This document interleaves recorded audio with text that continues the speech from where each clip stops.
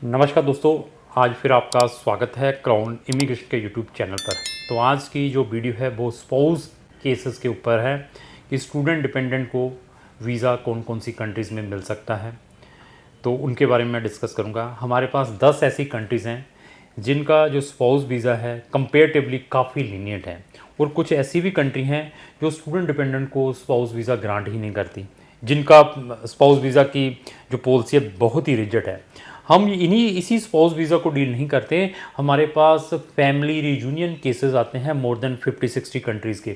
Schengen की 7 countries के family reunion में वी आर वेरी एक्सपर्टाइज। वहाँ पर हम नंबर ऑफ़ एप्लीकेशंस डालते हैं क्योंकि हमारे बहुत सारे एशियंस उन कंट्रीज़ में इवन स्टूडेंट वीज़ा के ऊपर हैं, जहाँ वहाँ पर वर्क परमिट के ऊपर हैं, जहाँ उनके पास पीआर है, या उनके पास ईयू पासपोर्ट है। तो उनके फैमिली रीयूनियन उन्होंने अपने बच्चों को कैसे इंडिया से या अनदर कंट्री से बुलवाना है। इवन ऐसे भी क्रिटिकल केसेस आते हैं जो ऑलरेडी वर्क परमिट पर हैं या वहाँ पर ग्रीन कार्ड किसी भी वर्क परमिट पे सपोज लेकर चलें, बट उनकी जो मिनिमम वेजेस हैं महीने की उतनी नहीं बन पाती जितनी उनको रिक्वायर्ड है टू इनवाइट द स्पाउस, अपनी वाइफ को इनवाइट करने के लिए या अपनी स्पाउस को बुलवाने के लिए या अपने डिपेंडेंट बच्चों को बुलवाने के लिए। उनमें भी क्राउन इमिग्रेशन आपको बेटर से बेटर सजेस्ट देता है कि कौन सी शेंगन ऐसी कंट्री है वहाँ जाकर अपने वर्क परमिट को आप चेंज करवा लें, या वहाँ जाकर आप अपना अनदर लॉन्ग टर्म रेजिडेंसीज ले लें, या उस कंट्री में जाकर आप अपना अनदर पासपोर्ट ले लें अगर आपके पास ईयू का ऑलरेडी पासपोर्ट है, या आप वहाँ पर जाकर अपने आप को रजिस्टर्ड करवा लें कि उनकी जो फैमिली रीयूनियन पॉलिसीज है that is very very lenient. तो क्राउन इमिग्रेशन के 2 चैनल हैं, हम दोनों चैनल के ऊपर डेली ऐसी 2 वीडियोस डालते हैं, और हमारे चैनल पर आपको ऑलवेज इंफॉर्मेटिव वीडियोस मिलेगी। तो आप चाहते हैं व्हाट्सएवर वीडियो हम डेली अपने दोनों चैनल पर डालें, उसकी नोटिफिकेशन सबसे पहले आप तक आए, तो आपको हमारे ये दोनों चैनलों को इमीडिएटली फॉलो करना पड़ेगा। तो सबसे पहले मैं स्वीडन, फिनलैंड, डेनमार्क और नॉर्वे की बात करूँ, they are very very lenient towards किसके स्टूडेंट स्पाउस और डिपेंडेंट किड्स के ऊपर। तो यहाँ पर आपको स्पाउस वीज़ा इजीली मिल सकता है। इवन इन्हीं 4 कंट्रीज़ में कुछ कंट्रीज़ इतनी लीनियंट है, एक दिन पुरानी मैरिज को भी दे आर एक्सेप्टिंग। कुछ कंट्री इतनी लीनियंट है इवन आपके स्पाउस का नाम अगर पासपोर्ट पर भी इंडोर्स नहीं है तब भी they are granting the visa to student dependent. बस मैरिज सर्टिफिकेट इज़ मैंडेटरी। और कुछ कंट्रीज़ ऐसी हैं तो जहाँ पर हमें नंबर ऑफ स्पाउस के डॉक्यूमेंट दिखाने पड़ते हैं। क्यों? क्योंकि मैंने जो फर्स्ट वर्ल्ड कंट्रीज़ हैं, जो मेन कंट्रीज़ हैं जहाँ से ये स्पाउस वीज़े स्टार्ट हुए हैं, उनमें मैंने नंबर ऑफ एप्लीकेशंस को डाला हुआ है, उनसे लर्न किया हुआ है कि छोटी मोटी जो बाकियों की पॉलिसीज़ है इतनी टाइट नहीं है जो अनदर कंट्रीज़ की हैं। मैं यूके की बात करूँ या यूएस की बात करूँ, कनाडा की बात करूँ, ऑस्ट्रेलिया, न्यूजीलैंड की बात करूँ, यहाँ पर भी स्टूडेंट अपनी स्पाउस को साथ में अकम्पनी कर सकता है, ले जा सकता है, लेकिन उनके अंदर कंडीशंस हैं। न्यूजीलैंड में जा रहे हैं तो दे आर चेकिंग लेवल 7, और आपका जो स्टूडेंट है ग्रीन लिस्ट वाले प्रोग्राम में जा रहा है तो then you can accompany with the dependent. Australia के अंदर they are checking a number of thing, GT की डेफिनेशन अगर स्टूडेंट फुलफिल करता है, पहुंचता है, तो देन स्पाउस भी ऑटोमेटिकली चला जाता है। बट अगेन आता है कि मैरिजेस कैसी की हुई है, न्यू है, आपने after taking the student visa उसके बाद मैरिज की है, ये बहुत सारी चीज़ें देखनी पड़ती है। कनाडा के अंदर स्पाउस ओपन वर्क परमिट डालने से पहले क्या प्रिकॉशंस लेने चाहिए, ये सारी की सारी यूएस के अंदर F1 स्टूडेंट का वीज़ा आ चुका है, F2 वीज़ा किस वे से लेना है, ये जितनी भी मैंने ये कंट्रीज़ आपको बताई हैं, मैंने 5 कंट्री जो आम है, जो अमूमन मिलती है, यहाँ पे स्टूडेंटों को लोग भेज देते हैं जब स्पाउस का क्रिटिकल केस फंस जाता है, नंबर ऑफ टाइम स्पाउस का वीज़ा रिफ्यूज़ होता है, then they are approaching F2 visa. आपने कैसे अप्लाई करना है स्पाउस का, स्टूडेंट स्पाउस का, यूएस का। अगर आपने अपना कनाडा का spouse open work permit apply करना तो क्या प्रिकॉशंस लेने हैं, मैं सारी चीज़ें बताऊंगा यहाँ पर 1 बाय 1। इवन ऑस्ट्रेलिया, न्यूजीलैंड में, यूके में क्या क्या चेक करना है। यूके में तो जो मास्टर प्रोग्राम में जा रहा है तो देन ही स्टूडेंट अपनी स्पाउस को अकम्पनी करता है, इवन वो जैन से वो भी इसको बंद कर रहे हैं। तो ये सारी चीज़ें अभी यूके के अंदर आप अगर वहाँ पर वर्क परमिट के ऊपर हैं, या वहाँ पर आप इनडेफिनेट हैं, या आप वहाँ पर सिटीजन हैं, तो कितनी रिजिड वहाँ की स्पाउस की क्वेरीज होती हैं, वेरिफिकेशंस होती हैं, ये हमें मालूम है क्योंकि नंबर ऑफ केसेस हमने वहाँ पर डाले हुए हैं। ऑस्ट्रेलिया कितना रिजिड है न्यू मैरिजेस के ऊपर, न्यूजीलैंड कितना रिजिड है, और जो मैंने जो शेंगन की ये मैंने कंट्रीज 4 बताई हैं, स्वीडन, फिनलैंड, डेनमार्क और नॉर्वे, वो कहाँ तक के डॉक्यूमेंट चेक करती हैं। अगर साउथ कोरिया में स्पाउस को साथ में ले जाना है स्टूडेंट स्पाउस में, तो साउथ कोरिया कितनी लीनियट है या कितनी टाइट है टुवर्ड्स स्टूडेंट डिपेंडेंट, ये 10 कंट्रीज मैंने बताई हैं। तो हम कंट्री को देख के, मैरिज को देखते हुए उन डॉक्यूमेंटों को फाइल के साथ लगाते हैं जिसमें कि without any verification, without any rejection spouse को 90 से 95% वीज़ा मिलने के चांसेस रहते हैं। वो क्या प्रिकॉशंस हैं? यूके जैसी कंट्री में, ऑस्ट्रेलिया जैसी कंट्री में या कनाडा जैसी कंट्री में, कनाडा इज़ वेरी स्पेसिफिक, अगर स्टूडेंट की मैरिज इमीडिएटली होती है after grant of student visa, तो वो जब स्पाउस बुलाता है तो they are very very rigid towards that cases. New marriages के towards they are asking a number of documents.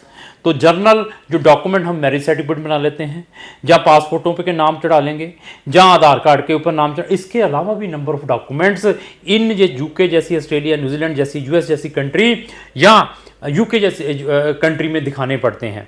वो वही बता सकता है जिसने नंबर ऑफ केसेस जहाँ पर डाले हैं, क्योंकि जब केसेस जहाँ से रिफ्यूज होते हैं तो स्टूडेंट हमें अप्रोच करते हैं। ये स्टूडेंट डिपेंडेंट ही नहीं हम करते हैं, हम फैमिली रियूनियन भी करते हैं। मैंने बताया कि हमारे पास 27 कंट्रीज़ के केसेस आते हैं और हमें मालूम है कि कौन सी कंट्री में अभी स्टूडेंट को और स्टूडेंट के स्पाउस ने जाना है तो उसको वहाँ की लैंग्वेज भी A1 सीखनी पड़ेगी, और कौन सी कंट्री में वीज़ा अपॉइंटमेंट में दिक्कत आती है, और कौन सी country after submission of document in the embassies they are verifying your all the document physically भी चेकिंग होती है। यूनिवर्सिटीज़, एम्बेसीज जो रिस्पेक्टिव है वो अपने रिप्रेजेंटेटिव को उन विलेजेस में भेजती है, उन लोकेशंस में भेजती है जहाँ पर ये मैरिज हुई होती है। वहाँ पर वो जिस पैलेस के अंदर मैरिज हुई तो उसको वेरीफाई करके आते हैं, जिस मंदिर, जिस टेंपल के अंदर ये मैरिज हुई होती है वहाँ पर उसको मिलके आते हैं, उसकी वेरीफाई उस सरपंच से, उस लंबरदार से, उस म्यूनिसिपल कॉर्पोरेशन वाले से सर्टिफाइड लेकर आते हैं। आपके नेबर वाले लोगों से भी वो वेरीफाई करते हैं। तो ऐसी ऐसी चीज़ें हैं। इन 10 कंट्री में कौन सी कंट्री ऐसी वेरिफिकेशन करती है, ये सारी की सारी चीज़ें हम स्टूडेंट को पहले से ही बताते हैं जब वो हमारे पास आता है। तो कुछ केसेस में प्री वेडिंग फ़ोटो कितनी इंपॉर्टेंट है, एंगेजमेंट फ़ोटो कितनी इंपॉर्टेंट है, आपकी अगर आप डिवोर्सी हैं जहां आपकी स्पाउस डेथ हो चुकी है, रीमैरिजेस केसेस में क्या वेरिफिकेशन इंपॉर्टेंट है।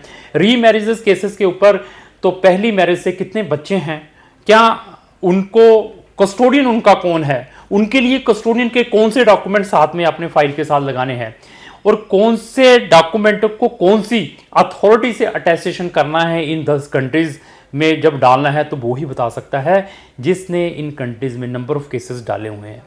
अभी हनीमून की फ़ोटोज़ दे विल आस्क, जब आपकी फाइल एम्बेसीज के अंदर जाती हैं, अगर आपने ट्रैवलिंग इकट्ठे की है बाई एयर, उसकी टिकट कितनी इंपॉर्टेंट है, ट्रेन से की है उसकी टिकट कितनी इंपॉर्टेंट है, आप टुगेदर होटल में रहे हैं तो बुकिंग कितनी इंपॉर्टेंट है आपकी दोनों की, ये सारी की सारी चीज़ें वही बता सकता है। अगर आपकी मैरिज गुरुद्वारा साहब में हुई है तो गुरुद्वारा के लेटर पैड कितना इंपॉर्टेंट है, कौन सी कंट्री में वो लगाने की ज़रूरत है, ये वही बता सकता है।